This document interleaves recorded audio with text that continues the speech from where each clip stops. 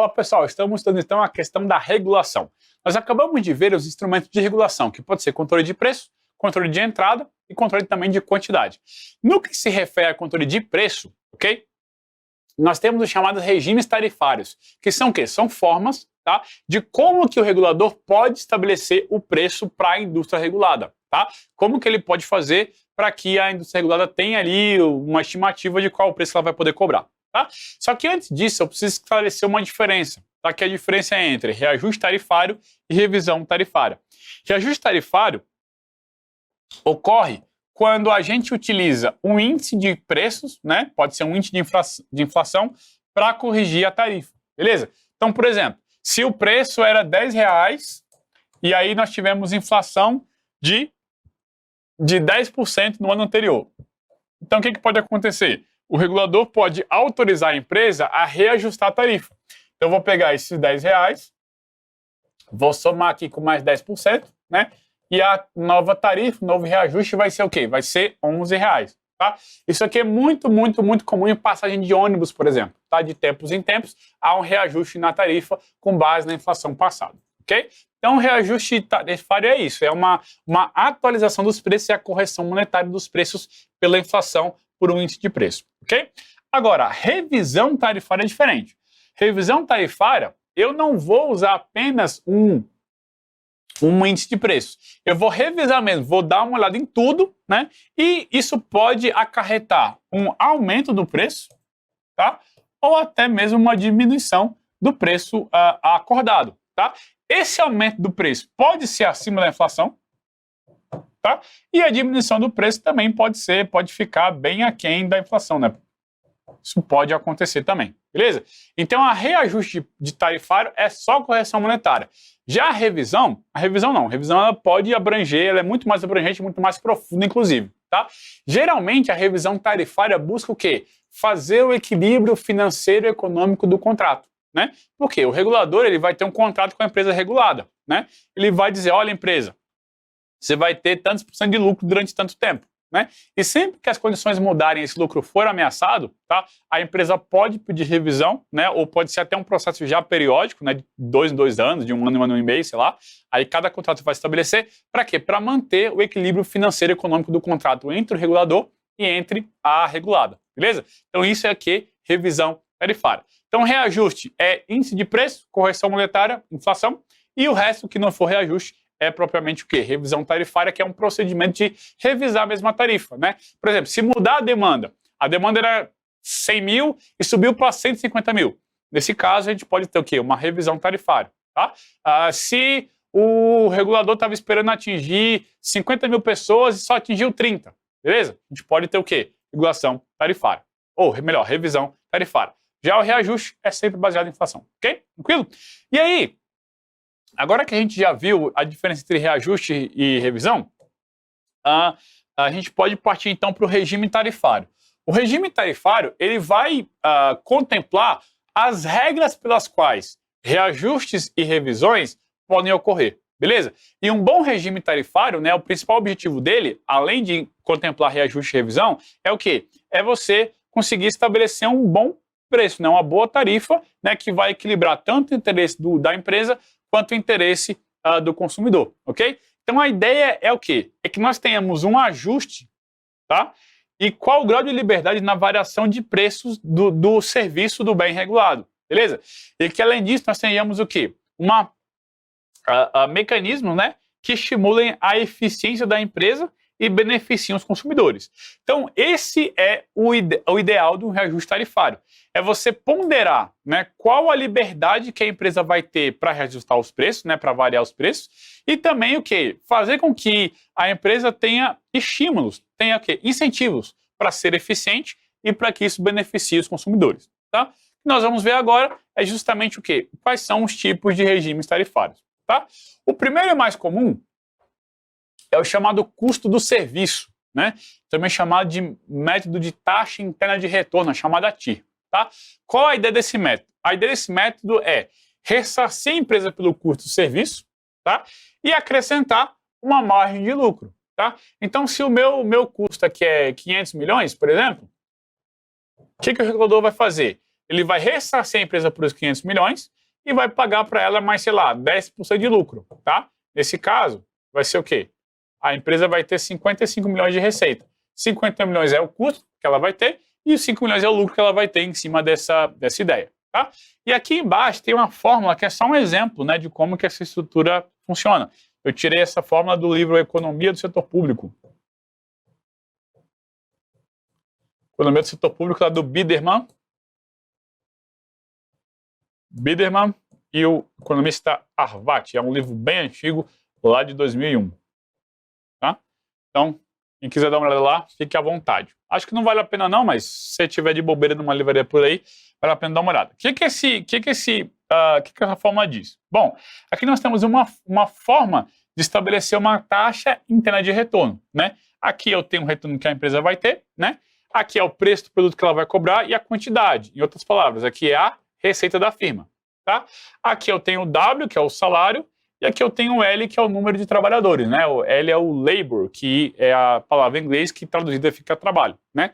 Então aqui eu tenho o quê? O custo com mão de obra, né? O custo dos trabalhadores. Aqui eu tenho o R, que é o custo capital, e aqui o K, que eu tenho aqui, que é a quantidade de capital, né? Lembra que capital para economia não é dinheiro, né? Capital é o quê? São as máquinas e equipamentos que são utilizados na produção, beleza?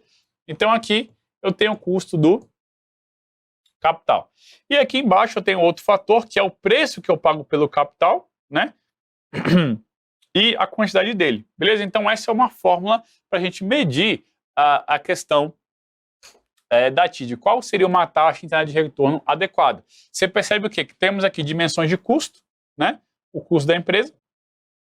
E aqui a dimensão de receita da empresa. Então eu vou comparar sempre a receita com o custo, né? E essa diferença vai me dar uma taxa interna de retorno, que vai ser a taxa que a empresa vai ser remunerada. Pode ser 10%, 5%, 15%, 100%, aí vai depender do escopo de regulação que o regulador quiser estabelecer. Qual a vantagem desse método? Bom, a vantagem desse método é que ele limita o lucro do monopolista, tá?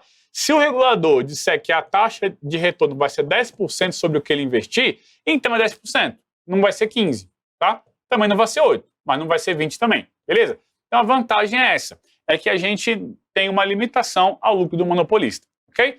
Agora, qual a desvantagem? A desvantagem é que esse método não incentiva a redução de custos. Olha aqui para mim. Quando o regulador estabelece uma TID de 10%, por exemplo, o que ele está dizendo é que, independentemente do que a empresa faça, tá, ela vai receber 10% a mais do que ela gastou. Ou seja, ela já tem um lucro assegurado. É um lucro pré-determinado, é um lucro fixo. E o que acontece? Nesse caso, a empresa não tem incentivo a baixar custo. Por quê? Porque se o custo for 10, ela vai ter o quê? 11 de retorno, né? 10%, né, de diferença. Vai ganhar 11, vai ganhar 10% a mais. Se o custo for 20, ela também vai ganhar o quanto? 22, né, nesse caso, 10% a mais, vai ganhar 2. Repare até que ela aumentou o custo de 10 para 20, né?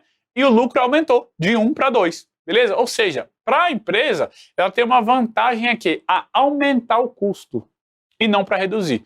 Porque quanto mais o custo dela aumentar, mais ela vai ser ressarcida, né? E além disso, ela ainda vai ter um lucro maior, né? Se o lucro for 10, ela vai ganhar 1 de lucro, 10%. Se o lucro for 20, ela vai... se o custo for 10, ela vai ganhar 1 de lucro. E se o custo for 20, ela vai ganhar 2 de lucro. Aqui ela ganha 1 e aqui ela ganha 2 de lucro, tá? Qual é melhor, beleza? Então, esse método ele tem como desvantagem isso. Mesmo que o custo seja mais alto, a empresa tem o quê? Incentivos para lucrar mais. Ou seja, mesmo aumentando o custo, ela vai lucrar mais e por isso ela não tem incentivo nenhum a reduzir o custo. Justamente por isso é que existe um outro efeito chamado efeito Averill-Johnson, tá? Averill e Johnson foram dois economistas que identificaram isso, tá? Que nós temos um problema nesse método TIR, que é a chamada sobrecapitalização. Lembra que eu acabei de explicar para vocês que aumenta o custo e o lucro aumenta? Pois é, a empresa tem um incentivo a aumentar o custo dela, tá? E por que ela faz isso? Porque se ela aumentar o custo, ela vai ter um lucro maior. E justamente por isso, a empresa tende a sobrecapitalização, isso é, a sobreinvestimentos. Ela tende a investir mais do que o necessário. Por quê? Porque se ela investir mais do que necessário, ela aumenta o custo. Se ela aumenta o custo, ela também vai o quê? Vai lucrar mais, beleza? Isso acontece principalmente quando a TIR é maior do que a taxa de mercado, tá? Imagine, por exemplo, que a empresa precisa fazer um investimento de 20 bilhões de reais, tá? Ela acertou lá com o regulador que ela vai fazer um investimento de 20 bilhões de reais para universalizar o serviço. Ela não tem esse dinheiro, então o que ela faz? Ela vai no banco pedir um empréstimo. Só que quando ela vai no banco pedir um empréstimo, ela consegue lá estabelecer que ela vai pagar 5% de juros para o banco. Só que, por outro lado, ela tem uma TIR de 10% com o regulador. Ou seja, ela pega dinheiro a 5% do banco, paga para o banco 5%, só que ela recebe quanto do regulador? 10%. Ou seja, ela recebe percentualmente mais do que ela gasta. Quando isso acontece, o que ela faz? Ela tem uma pressão muito grande para investir mais do que o necessário, para se sobrecapitalizar, para investir mais do que seria estritamente adequado. Por quê? Porque quanto mais ela investir, mais ela consegue angariar, já que ela paga 5% só, mas ela recebe quanto? Recebe 10% a mais, beleza? Esse é o efeito Abeked-Johnson, tá? É o efeito que estabelece o quê? Que a empresa tem incentivos a investir mais do que necessário quando a TIR é maior que a taxa de mercado, ok? E aí, temos uma outra situação que é o chamado Gold Plating, tá? Gold Plating é uma expressão que significa banhar a ouro, tá? É quando você vive de aparências, entendeu? É meio essa ideia. Quando você dá a ideia que é ouro, mas não é ouro de verdade, é só a casca, só o que está na superfície que é ouro, o que é dentro mesmo não é ouro, tá? Então é mais ou menos essa a ideia. Quando a empresa tem o efeito Abeked-Johnson, né, quando ela é regulada por TIR, o efeito Abeked-Johnson ele é real, a empresa o que ela faz? Ela tem uma tendência a se sobrecapitalizar, dando a impressão, dando a aparência que está investindo muito, quando na verdade ela está investindo mais do que o necessário, beleza? Ela poderia investir menos e com isso ter um custo menor e com isso cobrar menos dos consumidores, mas ela faz justamente o contrário, ela faz o quê? Um investimento maior e aí ela vende para o regulador dizendo, olha, tá vendo, eu investi tanto, né? Como se isso fosse uma coisa boa, mas na verdade não é. É banhado a ouro apenas a superfície que parece ouro, mas o dentro mesmo não é ouro. Tá? O investimento nesse caso ele é prejudicial, porque ele foi feito além do necessário. Tranquilo? Por que isso é prejudicial? Porque maior investimento é maior custo é maior preço para quem? Para o consumidor, beleza? Então, Gold Plating também pode acontecer nessa situação, certo? Tela, por favor. Bom, um outro tipo de regime tarifário é o regime tarifário por custo marginal, né? Chama de tarifação pelo custo marginal. A ideia aqui é o quê? É aproximar o preço do custo marginal, tá? E fazer com que P seja igual a CMG, tá? Qual seria a vantagem desse método? A grande vantagem é que ele permite melhor eficiência locativa, tá? Por quê? Porque a gente vai fazer com que haja maior demanda pelo produto, por exemplo, né? Já que o preço está igual ao custo marginal, que é um preço menor do que seria um preço cobrado pelo monopolista, tá? Além disso, além dessa melhor eficiência locativa, a gente também vai ter uma melhor capacidade produtiva. Por quê? Porque como o preço é igual ao custo marginal, a empresa consegue o quê? Fornecer um preço em que ela vai ter um lucro normal, né? Não vai ter um lucro absurdo, mas vai ter um lucro normal, um lucro econômico ali tranquilo, e vai conseguir ali controlar os seus custos, tá bom? E além disso, tem uma outra vantagem também, que é porque a gente consegue atender necessidades específicas dos consumidores, né? Existem setores, por exemplo, como é o setor de telecomunicações, em que você pode... às vezes, o monopolista ele não oferece um produto só, ele oferece vários, né? Aqui no Brasil, a empresa de telefonia, por exemplo, ela oferece telefone fixo, oferece telefone móvel, oferece telefone né, internacional, se você precisar, né, linhas internacionais, se você precisar, oferece também internet, oferece agora, mais recentemente, TV a cabo, né, TV por assinatura, etc. Ou seja, o monopolista ele não tem um produto só, ele tem vários, né? E nesse caso, né, aproximar o preço do custo marginal do monopolista pode fazer com que o preço geral caia e que consumidores que antes se interessassem apenas por um produto do monopolista possam ter acesso a vários produtos do monopolista e não só apenas um, beleza? Agora, qual é o problema desse método, né? No método TIR, nós também temos ali o que? Uma assimetria de informação. Por quê? Porque como a empresa ela é regulada pelo custo, o regulador tem que conhecer bem o custo da empresa para conseguir regular bem, né? E como você já sabe, o regulador não conhece tão bem o custo quanto a própria empresa. Tá? Aqui na tarifação pelo custo marginal, essa simetria de informação se mantém. Por quê? Porque a empresa sabe qual é o custo marginal dela, né? Mas o regulador não sabe. Tá? Então você mantém a simetria de informação e, por outro, você tem dificuldade aqui também de fixar o preço. Tá? Por quê? Pode ser que no momento zero o regulador consiga fazer com que preço igual ao custo marginal. Só que se o custo mudar, o regulador pode não mudar o preço. E aí nós vamos ter o quê? Nós não vamos ter uma fixação adequada do preço. Isso também prejudica a eficiência, ok? Um outro modelo bastante bastante tradicional, que eu queria dizer, né, é a tarifação pelo preço teto, chamado de price cap. Tá? A diferença é que, ao invés do regulador estabelecer qual o retorno que a firma vai ter, ou tentar adivinhar qual o custo marginal que ela tem, o que ele vai fazer é estabelecer o preço máximo a ser cobrado pela tarifa. Tá? Então, olha só, você vai cobrar no máximo R$10, beleza? Se você consegue produzir a 8, você vai ter 2 de lucro, tá? Mas se você conseguir produzir a 6, 10 menos 6 vai dar o quê? Vai dar 4 de lucro, tá? Então a ideia é essa, é você estabelecer o preço máximo. Ao invés de você querer controlar isso aqui, ó, que a empresa conhece muito mais que você, regulador, né? O que você faz? Ao invés de você controlar isso aqui, você controla o quê? O preço máximo que o consumidor pode pagar por um serviço. Tá? E aí, além disso, esse preço vai prever um reajuste tarifário, tá? Só que esse reajuste vai ser por um índice geral de preços. Por que geral? Porque o índice geral de preços ele vai pegar todos os preços da economia, né? Ele tem uma visão mais pró-consumidor, né? Porque como ele pega tudo, ele pega todos os produtos que o consumidor busca comprar, né? Já se a gente pegar um índice específico, né, um índice de um setor específico, a gente vai priorizar mais o setor que esse preço está do que propriamente o consumidor. Então, por isso, o índice geral que pega mais ali as possibilidades de consumo do consumidor e não só do próprio setor. Tá? Eu até botei um exemplo aqui. Ó. Aqui eu vou ter o preço da tarifa, que vai ser o preço inicial, né, o preço que o regulador vai fixar, com um índice de preço, né, que a gente vai somar, pode ser o índice de preço aí para reajustar a tarifa, e aí eu vou ter um outro fator, que é o fator X aqui. Ó. Esse X ele é o quê? Ele é um fator que o regulador vai incentivar a empresa a reduzir seu custo. Então, por exemplo, se esse X for 10%, significa o quê? Que se a empresa conseguir reduzir o custo em 10%, tá, ela vai repassar esse preço para o consumidor.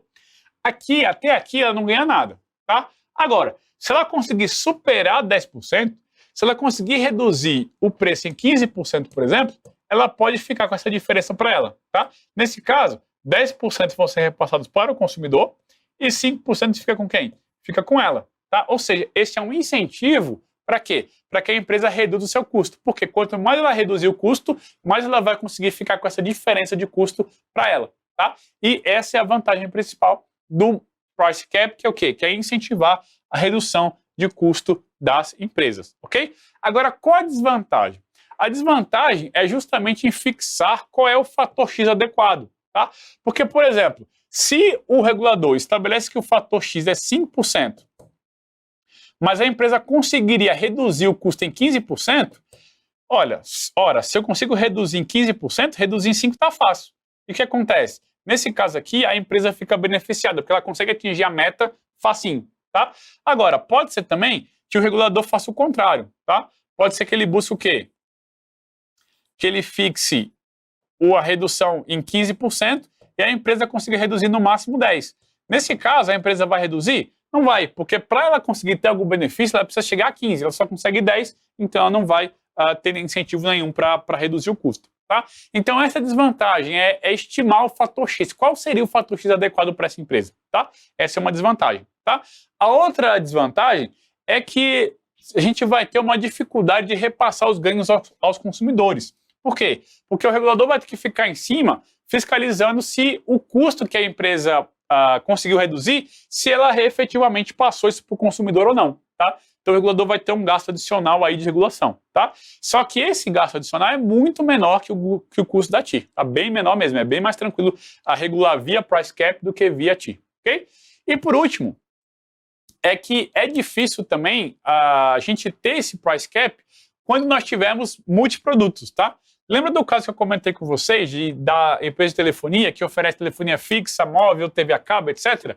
Nesse caso aqui, o que aconteceria? Nós teríamos que ter um preço teto para cada tipo de produto, tá? E quanto mais produto tiver, mais complexo fica, né? Porque a gente não consegue estimar com precisão qual seria o fator X para cada um dos produtos, tá? Isso também pode acabar impactando na decisão do regulador, ok? Agora, gente, além disso, nós também temos outros modelos, tá? E esses 4 aqui são os principais. O primeiro, sliding scale, ele significa em português escala deslizante, tá? Qual a ideia? A ideia é você fixar faixas de lucro, né, escalas de lucro, em que o regulado, né, a empresa vai ter lucro ou não, tá? Então, por exemplo, se o lucro ficar entre 40% e 50% estabelecido, ele vai ter direito a X% desse lucro. Mas se ficar entre 50% e 60%, ele vai ter acesso a Y% do lucro, tá? É como se ao invés de eu ter uma TIR só fixa, né, eu tivesse várias TIRs, várias escalas, tá? E conforme esse lucro for chegando, eu vou encaixar esse lucro em uma escala e ver quanto que fica para a empresa e quanto que deve ser repassado para o consumidor, ok? Esse é o sliding scale, ok? Bom, eu também tenho outro modelo, que é o Peak Loading Price, tá? Qual a ideia? A ideia do Peak Loading Price é eu remunerar por carga de pico, tá?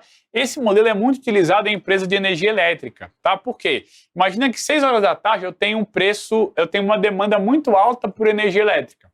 Nesse caso, o Peak Loading Price vai permitir com que a empresa de energia cobre mais caro por essa energia nos momentos de pico, isso é, nos momentos que tem maior demanda, tá? Então, se você quiser ligar seu computador, carregar seu computador 6 horas da tarde, você pode fazer isso, mas você vai pagar mais caro, tá bom? Esse é um modelo para quê? Para controlar a demanda, tá? Para que, por exemplo, nós deslocássemos a demanda das 6 horas da tarde para mais tarde, onde a demanda é menor, beleza? Então, esse é um outro modelo, tá? Temos também um outro modelo que chama Yardstick Competition, tá? Que em português significa padrão de comparação. Qual a ideia? A ideia aqui é tentar reduzir as assimetrias de informação entre as empresas, tá bom? Imagina, por exemplo, pensa aqui numa empresa de saneamento, tá? A empresa de saneamento do Espírito Santo e a do Rio de Janeiro. A gente vai ter um regulador lá no Rio de Janeiro, tá? Que quer regular bem a empresa de saneamento. Só que ele tem um problema. O problema é o qual?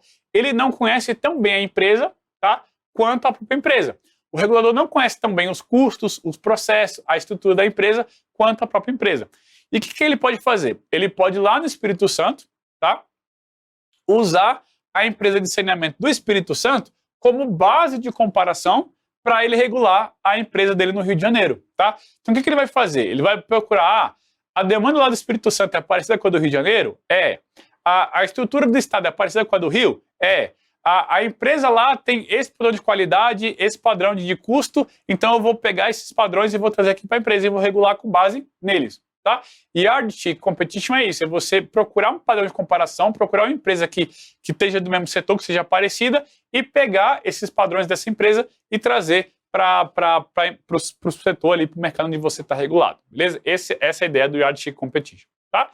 E por último nós temos Performance Standards, tá? Que são os padrões de desempenho.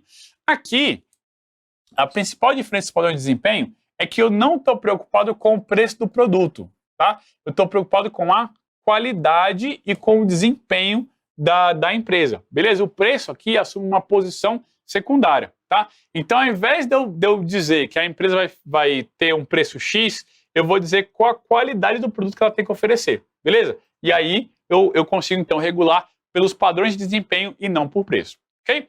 E aí, na literatura, tem um outro conceito que chama regulação por incentivos, tá? Que são o quê? São regimes tarifários que visam dar incentivo para a empresa reduzir custo e repassar ganho para o consumidor, tá?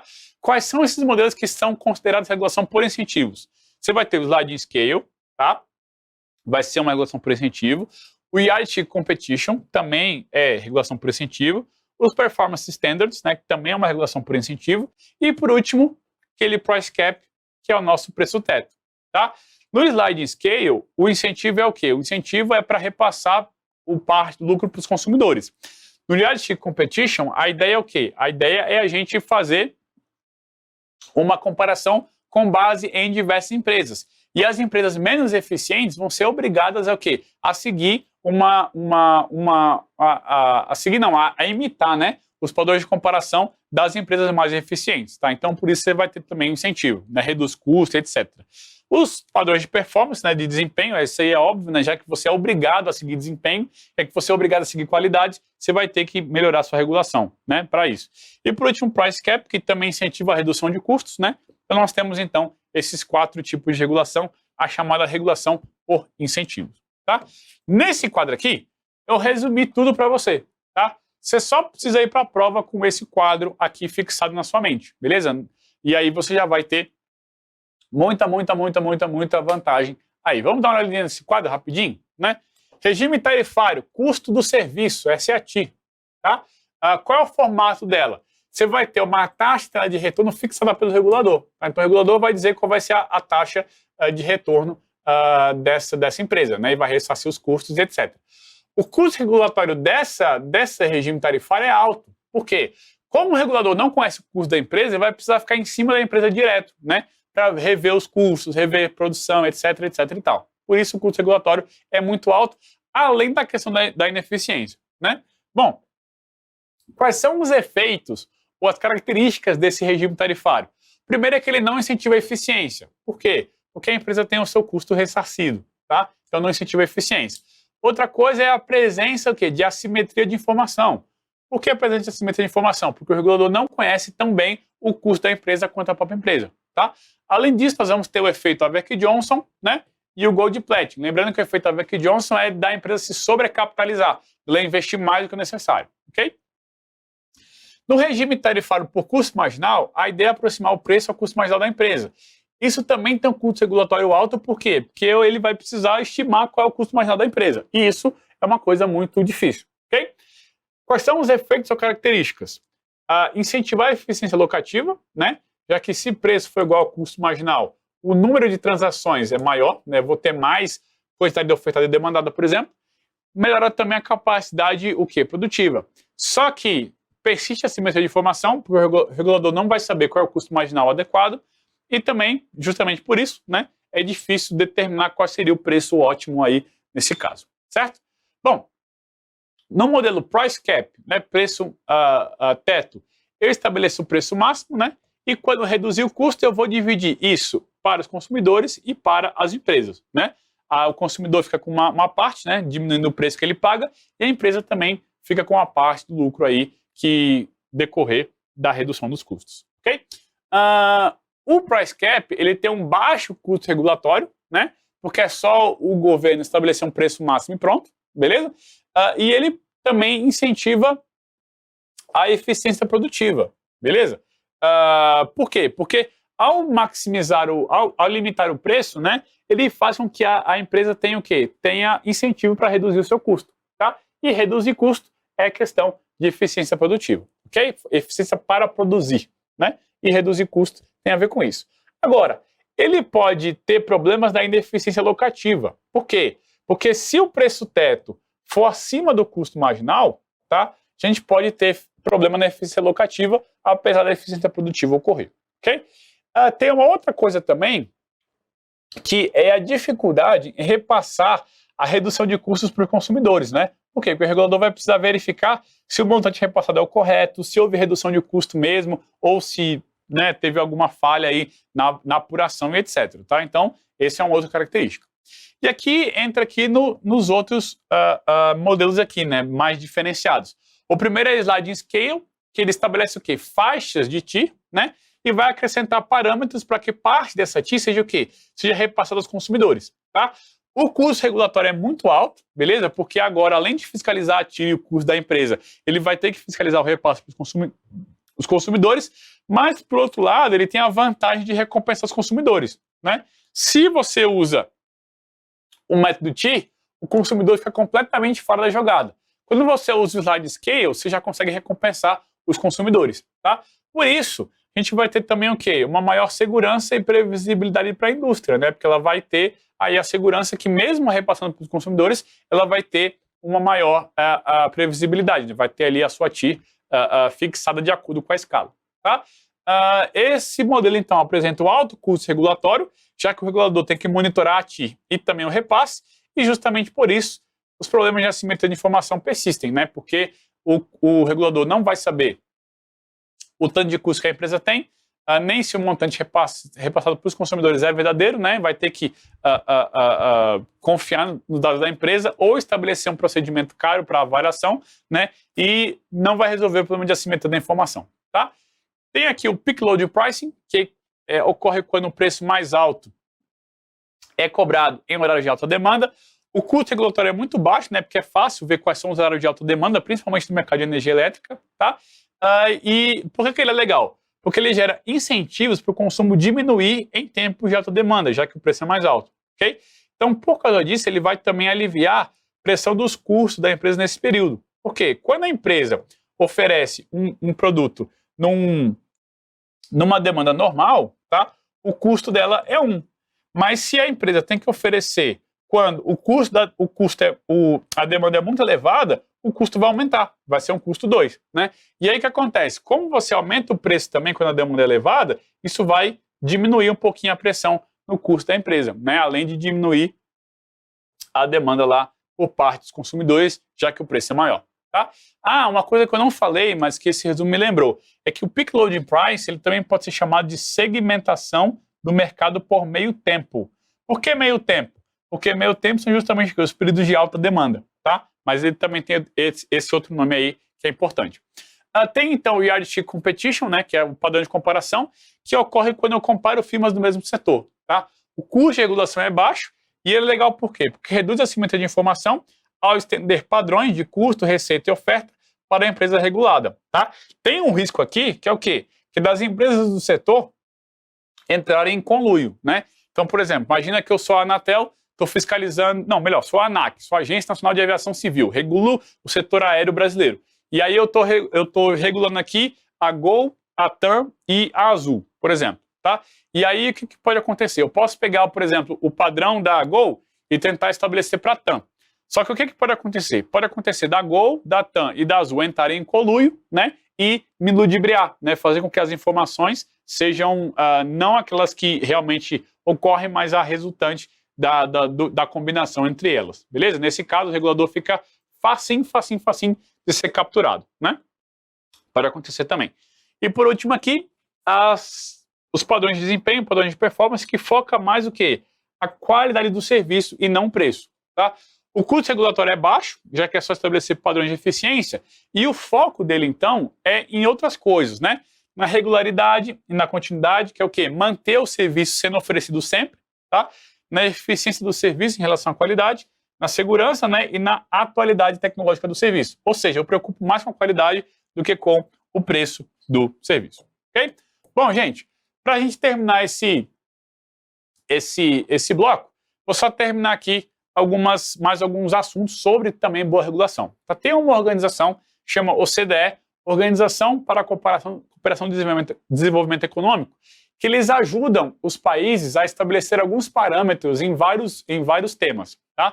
É uma organização multilateral, isso é formada por vários países pagam para sustentar a OCDE, e ela dá algumas diretrizes em algumas questões administrativas, tá? Como, por exemplo, governança. Eu mesmo já tive uma reunião da OCDE representando o governo brasileiro em Paris, tá? Foi em 2016, para falar sobre governança, e também tem outros temas, tá? Como, por exemplo, a igualdade de gênero, a produtividade, inovação no setor público e também regulação, tá? O que a OCDE diz? Então, o que a OCDE diz que a boa regulação deve ter? Tá? Tela, por favor.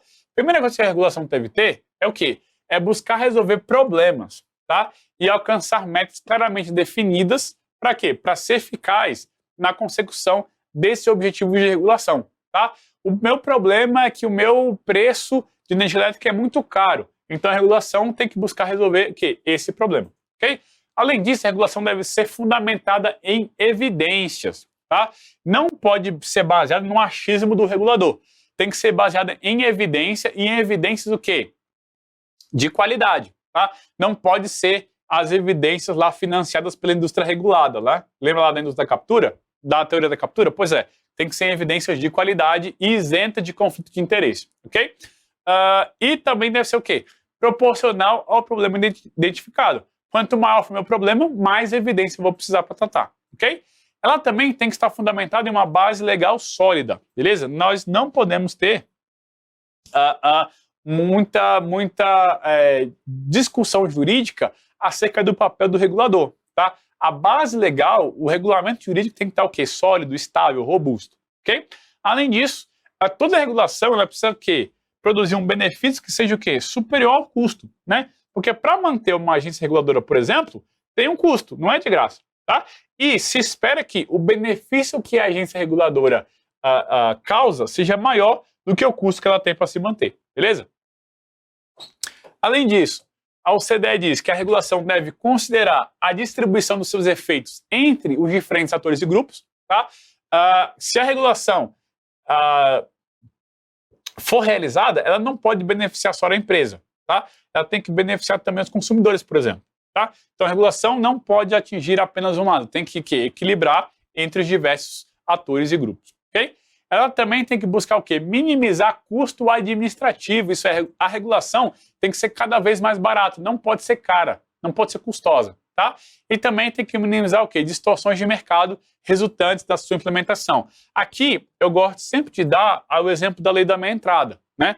Lei da meia entrada é o quê? Antes todo mundo pagava R$10, né?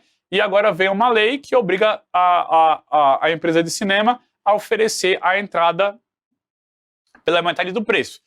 Só que o que aconteceu na verdade? O que aconteceu foi que agora o ingresso subiu de 10 para 20, entendeu? Quem tem acesso à meia entrada continua pagando 10, quem não tem acesso paga mais caro, paga 20, né? E quem se beneficia mesmo é quem frauda, né? Quem frauda a carteirinha lá deveria pagar 20, mas acaba pagando 10 porque fraudou, tá? Então esse é um exemplo de regulação mal feita, beleza? Por quê? Porque distorce o mercado e a única coisa que fez foi aumentar o preço do ingresso, do cinema, do teatro e outras atividades culturais, ok? Bom, outro exemplo aqui, ou melhor, outro critério é que a regulação deve ser clara e compreensível aos regulados e usuários, tá? Uma regulação complexa, uma regulação que ninguém entende, prejudica o entendimento, prejudica a segurança jurídica e aumenta os conflitos, tá? E isso ninguém gosta, ok? Também tem que ser consistente com outros regulamentos e políticas, tá bom?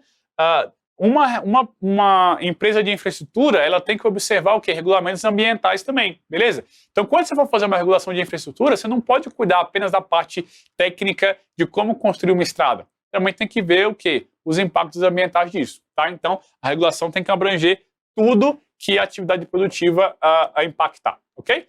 Bom, ela também tem que ser elaborada de modo transparente, tá? Com procedimentos adequados para a manifestação efetiva e tempestiva de atores e grupos interessados. Ou seja, tem que ouvir várias pessoas, não pode ouvir só a empresa. Tem que ouvir também os consumidores, tem que ouvir as áreas afetadas lá na parte ambiental, sei lá. Então tem que ouvir todo mundo que foi impactado pela regulação, beleza? Para evitar o quê? Para evitar a captura do regulador de só ouvir o quê? A empresa regulada. Daí também a necessidade de quê? De transparência, tá? Necessário que haja transparência de todo modo, ok? E por último, deve considerar os incentivos e mecanismos para alcançar os efeitos desejados, incluindo estratégias de implementação que potencializem os seus resultados. Ou seja, não é só fazer regulação, tem que garantir que a implementação dela também seja eficaz, beleza? Essa é a ideia da OCDE no que se refere a uma boa regulação, ok? E por último, gente, o último tópico de hoje é uma coisinha chamada análise de impacto regulatório, tá bom? Essa análise de impacto regulatório é o quê? Ela é uma análise que vai ver quais são os efeitos da regulação, quais os efeitos positivos e negativos que a regulação causou, tá? Uma coisa interessante é que houve recentemente a publicação da Lei 13.848 de 2019, tá? Essa lei é a chamada Lei das Agências Reguladoras, faltou um parênteses aqui, né? E essa Lei das Agências Reguladoras, ela tornou obrigatória a análise de impacto regulatório. Olha só aqui o artigo 6º. A adoção e as propostas de alteração de atos normativos de interesse geral dos agentes econômicos, consumidores ou usuários dos serviços prestados serão, nos termos de regulamento, precedidas da realização de análise de impacto regulatório, que conterá informações e dados sobre os possíveis efeitos do ato normativo. Ou seja, sempre que houver um ato normativo de regulação, tá? A gente precisa o quê? Ver quais vão ser os impactos desse ato, beleza? Para a gente ver, então, se a gente vai mesmo adotar aquele ato ou não, beleza? Essa lei das agências reguladoras, ela ficou conhecida por esse nome, né? Já que ela se adapta, ela se aplica principalmente às agências reguladoras, mas lembrem que existem outros órgãos que não são agências que também fazem regulação. É o caso da CVM, do Banco Central, do IBAMA, tá? É o caso também da Receita Federal, né, que regula toda a parte tributária do governo, tá? Então, assim, essas outras instâncias também vão precisar agora observar a análise de impacto regulatório, ok? E aí, gente, tem um documentozinho feito pela Casa Civil da Presidência da República, né, no âmbito federal aí, é a autoridade maior aí em termos de orientação para as agências, e eles fizeram um guia orientativo para elaborar uma análise de impacto regulatório. E esse aqui é a definição de AIR, tá? O que é a AIR? Ela é um dos principais instrumentos, tá? Voltados para quê? Para melhorar a qualidade da regulação, beleza? O que é a AIR? Ela é um processo sistemático de análise baseado em evidências. Então, é um processo que usa evidências para quê? Para avaliar, a partir da definição de um problema regulatório, os possíveis impactos das alternativas de ação disponíveis para o alcance dos objetivos pretendidos. Ou seja, às vezes para alcançar um objetivo eu tenho várias alternativas, mas qual que eu vou usar? Tá? Aí eu vou fazer o quê? Vou usar as evidências para avaliar o impacto de cada uma das alternativas e escolher a melhor, beleza? A AIR, então, a finalidade dela vai ser o quê? Vai ser orientar e subsidiar a tomada de decisão, beleza? E em última análise, fazer o quê? Contribuir para que as ações regulatórias sejam efetivas, eficazes e eficientes. Então, esse é o objetivo principal da análise de impacto regulatório. Esse aqui é o processo de análise, tá? Primeiro, o regulador vai definir qual é o problema que ele vai resolver, tá? Depois, ele vai identificar quais são os atores afetados por esse problema. Depois, ele vai identificar qual é a base legal que ele tem para atingir esse problema, né, para agir sobre esse problema. Depois disso, ele vai definir quais são os objetivos que ele quer atingir com essa regulação. Depois, ele vai identificar quais são as alternativas que ele tem, os caminhos que ele tem para resolver o problema. Depois, ele vai ver qual é o impacto positivo e negativo que cada uma dessas alternativas vai ter, ok? Próximo passo, ele vai identificar qual é a melhor alternativa, né? Dessas que ele elencou, ele vai escolher uma, né? Depois ele vai ver como que ele vai implementar essa estratégia, como que ele vai fiscalizar essa alternativa e, por último, como que ele vai monitorar essa alternativa, tá? E aí, esse é o meu último slide, ele vai mostrar como que a análise de impacto regulatório contribui para o ciclo regulatório. Por quê? Ele vai fazer aqui a IR, né, fazer a análise. Depois ele vai elaborar uma minuta da norma, né, da nova regulação que ele vai fazer. Ele vai fazer uma consulta ou uma audiência pública, né, vai chamar os interessados para se manifestar sobre aquela regulação que ele vai fazer. Depois disso, a autoridade regulatória, né, o regulador vai tomar a sua decisão, escolher qual alternativa que ele vai implementar, e depois vai fiscalizar, monitorar, avaliar e, por último, revisar, né, para saber se essa alternativa que ele escolheu, se ela atingiu o objetivo ou não. Beleza? Então, gente, de regulação é isso. Um grande abraço e no próximo bloco nós vamos cair algumas questõezinhas. Abraço.